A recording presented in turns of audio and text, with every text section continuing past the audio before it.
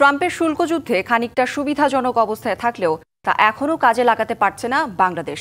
রপ্তানিকারকরা বলছেন, দেশটির বাজারে পণ্যের দাম বেড়ে যাওয়ার শঙ্কায় ক্রয় আদেশ কমিয়ে দিয়েছে ব্র্যান্ড বায়াররা।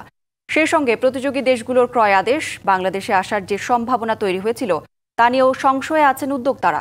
তাদের শঙ্কা, ব্যাংকের ঋণ জটিলতা, জ্বালানি সংকট, বন্দরের ধীরগতি আর রাজস্ব বোর্ডের হয়রানিতে হাতছাড়া হতে পারে সে সম্ভাবনাও। ২০২৪-২৫ অর্থবছরে ৪,৮২৮ কোটি বা ৪৮.28 বিলিয়ন ডলারের পণ্য রপ্তানি করেছে বাংলাদেশ, যার মধ্যে ৩৯.34 বিলিয়ন ডলারই এসেছে তৈরি পোশাক খাত থেকে।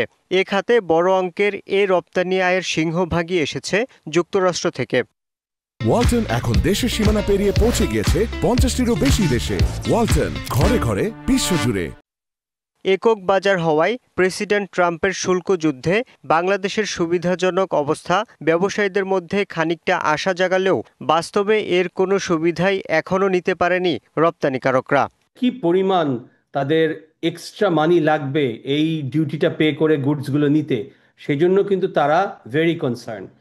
তারা এখন গার্মেন্টসের দাম বাড়াবে কিনা সেটা নিয়ে তারা এখনো কনফিউজ স্টেটে আছে। তারা কোনো পার্টিকুলার ডিসিশন এই পর্যন্ত কিন্তু তারা নেয় নাই, কেউ নিতে পারে নাই, কারণ মার্কেটে সমস্ত ইউএস মার্কেটে একটি ইনফ্লেশনারি প্রেশার আছে।